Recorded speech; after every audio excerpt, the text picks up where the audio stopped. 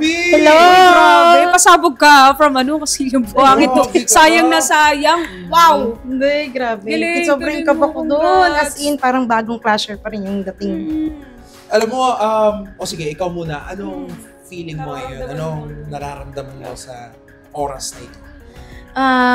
Masaya and forever thankful kasi sabi nga po nila, hindi naman ako hindi ako tatawagan kung hindi ako para din dito sa Flashback. So ayun,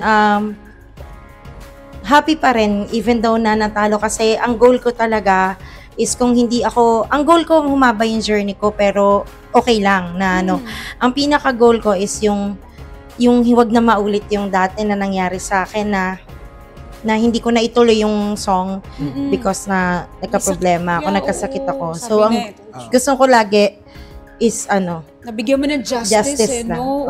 Tsaka ma-redeem ko linis. I love it. Yung message ko sa mga natitirang clashers natin is laban lang, wag natin sukuan yung pangarap natin. Ano man ng kahihinatnan, tawag dito, tuloy-tuloy lang.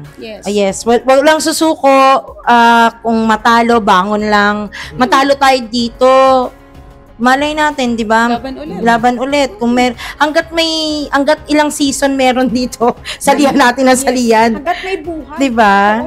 True. May pag-asa. Ito naman, ano naman ang message mo naman sa mga taong walang tigil na sumusuporta kay Tombi Romulo?